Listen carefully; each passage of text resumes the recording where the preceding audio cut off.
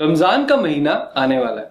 आप में से काफी सारे लोग रोजे रखने वाले हो और इससे आपको बहुत चिंता हो रही है, क्योंकि नॉर्मली आपका रूटीन बहुत बढ़िया चल रही है, आप अच्छी वेट ट्रेनिंग रूटीन पे हो, अच्छी डाइट ले रहे हो, लेकिन क्योंकि रोजों को लेके काफी सारी रिस्ट्रिक्शंस होती हैं तो आप थोड़े कंफ्यूज्ड हो कि एक्चुअली मैं रोजों में या रमजान के टाइम पे वर्कआउट अपनी डाइट का ख्याल कैसे रखूं। दोस्तों, मैं हूं आपका दोस्त अनुराग शर्मा और आज हम बात करने वाले हैं कि रोजों में रमजान के महीने में आप अपनी डाइट या वर्कआउट रूटीन कैसे प्लान कर सकते हैं। एक और अनाउंसमेंट है कि 25 मई 8 बजे 8 PM रात के शाम के आसपास मैं लाइव आऊंगा यूट्यूब पे, तो आपके जो भी क्वेश्चंस होंगे मैं लाइव ले सकता हूं। आप प्लीज आइए, हम हाय बोलेंगे एक दूसरे को, अच्छा लगेगा। तो फिर आ रही आज की बात, हमने एक और फीचर इंट्रोड्यूस किया है कि अगर आज के वीडियो को लेके आपको कोई डाउट है, कुछ आप चाहते हैं आपसे बात करूं, तो डिस्क्रिप्शन बॉक्स में इसका लिंक है, आप प्लीज चेक कीजिए। तो हम स्लॉट सेट कर देंगे ऐसे कि I definitely give you a call back जैसे टाइम परमिट करता है। सो आइए बात करते हैं आज के बारे में।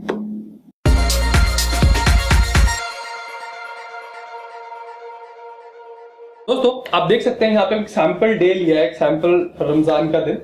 तो पहले बता रहा हूं, कोई गलती होगी मेरे से टाइमिंग के बारे में तो पहले ही माफी चाहता हूं उसके लिए, लेकिन I am trying my best कि जो नॉलेज मुझे है इस चीज के बारे में उसमें आपकी हेल्प कर सकूं।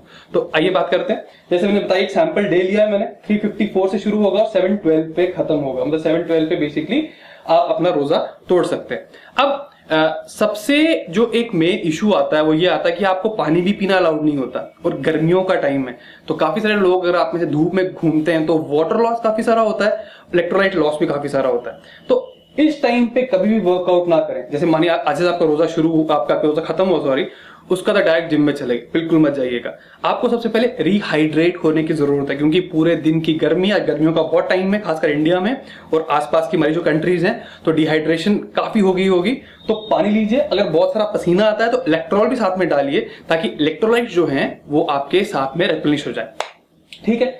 अब उसके बाद दोस्तों, ये जो मील प्लान है, ये जो प्लान है, ये मैं दोनों तरीके से बात करूंगा। अगर तो आप वेट या मसल मास गेन करना चाहते हैं या आप वेट लूज करना चाहते हैं, तो पहला जैसे अपने मैंने बोला, पानी लीजिए, पानी के साथ इलेक्ट्रॉल लीजिए। अगर बहुत सारा आपने पसीना लूज किया है या बहुत सारे इलेक्ट्रोलाइट लूज किए हैं, ये आपको हेल्प करेगा। उसके बाद आप थोड़े फ्रूट्स ले सकते हैं, जैसे ही आपका रोजा टूटता है उसके अकॉर्डिंग। तो उसका 8 बजे मैं रेकमेंड करूंगा आप एक प्री वर्कआउट शेक लीजिए। अब इस चैनल पे काफी सारे शेक्स का एग्जांपल है, राइट फ्रॉम आप 1000 कैलोरी का शेक ले सकते हैं अगर आप वेट गेन करना चाहते हैं, लेकिन अगर आप वेट लूज करना चाहते हैं तो you don't need so many calories. दोस्तों, वेट लूज या वेट गेन करने की हम बात करते हैं तो सबसे जो इंपॉर्टेंट मैक्रोन्यूट्रिएंट होता है वो हमारा कार्ब्स है, तो कार्बोहाइड्रेट्स है। तो अगर आप वेट गेन करना चाहते हैं तो इस शेक में कार्ब्स काफी ज्यादा होने चाहिए। एक एग्जांपल दूंगा, एक जो शेक है वो डिस्क्रिप्शन बॉक्स में प्लीज चेक कीजिए, आपको आइडिया लग जाएगा कि अगर आपको एक बड़ा शेक लेना हो तो आप कैसे ले सकते हैं। ठीक है। तो पहला शेक हो गया, उसके बाद आपकी प्रेयर्स आ जाएंगी 8 से 9 के बीच में, 9 साढ़े 9 के बीच में, जैसा भी हो गया। अब मैंने देखा है कि जो लोग प्रेयर्स करते हैं, ऑटोमेटिकली प्रेयर भी अपने आप में काफी वर्कआउट है। तो उसके बाद जब आपका वर्कआउट है, मैं वर्कआउट रिकमेंड करता हूं दोस्तों, बहुत हैवी वर्कआउट मत कीजिए इस टाइम पे, लाइट वर्कआउट होना चाहिए। खासकर वो लोग जो फैट लॉस करने की कोशिश करते हैं, कार्डियो उनके वर्कआउट का एक बहुत ही मेजर पार्ट रहता है। दोस्तों, वर्कआउट जो है वो सिर्फ आप यूज कीजिए अपनी बॉडी को फिट बनाने के लिए। वेट लूज या वेट गेन का काम जो है वो डाइट पे हमेशा रखिए। तो मैं रेकमेंड करता हूं जैसा प्रेस खत्म करें उसके बाद एक 30 to 45 मिनट्स का वर्कआउट कीजिए। इसमें बहुत सारा कार्डियो बिल्कुल नहीं होना चाहिए, क्योंकि मैं नहीं चाहता और ज्यादा स्वेट करें, आपको ज्यादा पसीना है।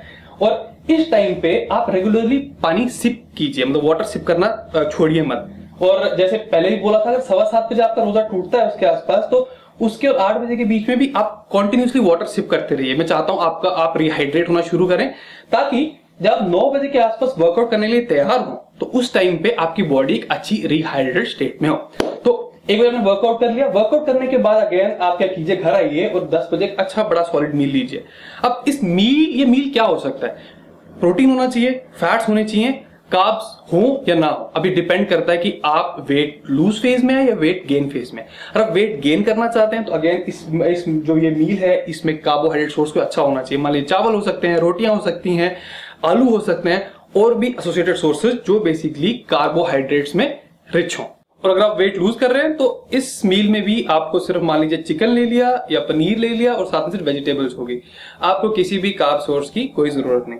अब आप में जिसको कंफ्यूजन हो कि कार्ब्स क्या होते हैं, प्रोटीन्स क्या होते हैं, फैट्स क्या होते हैं, ये मैं सब डिस्क्राइब कर चुका हूं। इसके वीडियोस के जो लिंक है डिस्क्रिप्शन बॉक्स में, आप प्लीज चेक कीजिए। तो मान लीजिए एक बार आपने एक बड़ा मील खा लिया, उसके बाद मैं चाहता हूं कि आप सोने से पहले एक शेक पिए। अगेन आप शेक ही आपका वे प्रोटीन शेक हो सकता है या एक सत्तू शेक हो सकता है, जैसे मैंने इस चैनल में पहले भी बताया। तो अगेन इसके जो इंग्रेडिएंट्स होंगे वो वही डिटरमाइन करेगा आपका गोल क्या है। दोस्तों एक बात का खास ध्यान रखिए, जो लोग वेट गेन करना चाहते हैं, मसल बिल्ड करना चाहते हैं, फैट्स अपने आप में बहुत बढ़िया चीज है, कार्ब्स का अपने एक यूज है, लेकिन हाई फैट और हाई कार्ब्स को कभी भी इकट्ठे एक मील में मत यूज कीजिए। अगर आपका मील हाई फैट है तो कार्ब्स लो रखिए, अगर आपका मील हाई कार्ब है तो अपने जो फैट्स हैं वो बेसिकली लो रखिए। तो बात करते हैं, जैसे मान लीजिए आप सोने से पहले एक शेक लेंगे, तो अगर आपका वे प्रोटीन शेक है तो अगर मैं अगर मास गेन फेज में, तो मैं क्या करूंगा, आप दूध ले लीजिए, दूध में वे प्रोटीन डाल दीजिए, उसमें पीनट बटर डाल दीजिए, थोड़ी सी एक केला डाल दीजिए, एक अच्छा हाई कैलोरी शेक बन गया। तो आप सोने से पहले वो ले सकते हैं। तो ये हो गया। उसके बाद जैसे काफी सारे लोग सुबह प्रेयर्स के पहले उठते हैं प्रेयर्स करने के लिए, तो उस टाइम पे भी आप एक सॉलिड मील ले सकते हैं। और अगेन दोस्तों उस मील के इंग्रेडिएंट्स कैसे होंगे ये डिटरमाइन करेगा आपका गोल क्या है। तो एक बड़ा सिंपल मील सुबह हो सकता है कि आप सुबह अंडे ले सकते हैं, अंडे हो गए, अंडे वेजिटेबल्स, ये टिपिकल मील हो गया जो लोग वो वेट लूज करना चाहते हैं और आप वेट गेन करना चाहते हैं। तो अंडे वेजिटेबल्स के साथ एक कार्ब सोर्स, मतलब ब्रेड हो सकती है, रोटी हो सकती है, अगर आप चावल आपको ठीक सोर्स लगता है वो हो सकता है, आलू हो सकते हैं। तो ये सारी चीजें, तो दोस्तों आप देख सकते हैं कि एक्चुअली इस टाइम फ्रेम में भी हमारे पास 4 सॉलिड मील्स हम दिन में आराम से निकाल सकते हैं। अगर हम थोड़ा माइंडफुल हो कि हम क्या कर रहे हैं तो आपका वर्कआउट भी अच्छे से मैनेज हो सकता है। एक जो काफी इंपॉर्टेंट चीज है जो मैं बताना चाहता हूं वो ये होता है कि हम लोगों की एक मेंटालिटी होती है कि मान लीजिए हमने पूरे दिन फास्टिंग करी, तो फास्टिंग करने के बाद हम सोचते हैं हम कुछ भी खा सकते हैं। ये एक बहुत ही गलत धारणा दोस्तों। देखिए फास्टिंग हर एक मेजर रिलीजन का एक पार्ट है। इसका मतलब ये होता है कि एक एग्जांपल देता हूं, वर्कआउट पॉइंट ऑफ व्यू से एग्जांपल देता हूं। अगर आज आप चेस्ट हिट कर रहे हैं, कल भी चेस्ट हिट करेंगे, परसों में चेस्ट हिट करेंगे, तो क्या होगा, ग्रोथ कभी भी नहीं होगी। आप एक्चुअली इंजरी को अपने लिए बुला रहे हैं और ये कोई बड़ी सब ऑप्टिमल स्ट्रैटेजी है या होगी। तो इसलिए जैसे हम रोजों की बात करें, फास्टिंग की बात करें, तो हम जब पूरे दिन फास्ट करते हैं इसके नुकसान कुछ नहीं होते। देखिए 2 फायदे हैं इसके। एक तो आपको टाइम बहुत मिल जाएगा, तो काफी सारे काम जो काफी लंबे टाइम से आप करने चाहते थे आप प्लीज टाइम पे कर सकते हैं। आपका दिमाग क्या होगा कि वो फैट को यूज करना शुरू कर देगा फॉर एनर्जी। तो जब आपका दिमाग है जब फैट यूज करना शुरू करता है तो बेसिकली कीटोन बॉडीज प्रोड्यूस होती है आपकी बॉडी में, तो वो आपका जब दिमाग यूज करना शुरू करता है तो अलर्टनेस बहुत बढ़ जाएगी, तो आप बहुत सारे ढंग के काम कर सकते हैं। और एक और चीज दोस्तों वो ये होती है कि पूरे दिन फास्टिंग कर रहे हैं, कुछ नहीं खा रहे हैं, तो अब जब ये फास्टिंग खत्म होती है हमें लगता है आपको रिवॉर्ड करना चाहिए, तो हम कुछ भी खाते हैं। दोस्तों इस बात का बिल्कुल ध्यान रखिए, जब आपका फास्ट खत्म होता है खाना बिल्कुल हेल्दी खाइए, आपके लीन प्रोटीन रखिए अपनी डाइट में, फैट्स रखिए, अच्छी फ्रूट्स एंड वेजिटेबल्स अपनी डाइट में इंक्लूड कीजिए, लेकिन तली हुई चीजें और जो जंक फूड है वो प्लीज अवॉइड कीजिए।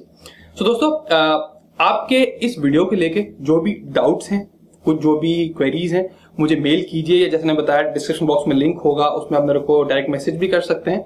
आई विल श्योरली आंसर यू। और thank you so much for watching. I will see you next time. Till then bye bye.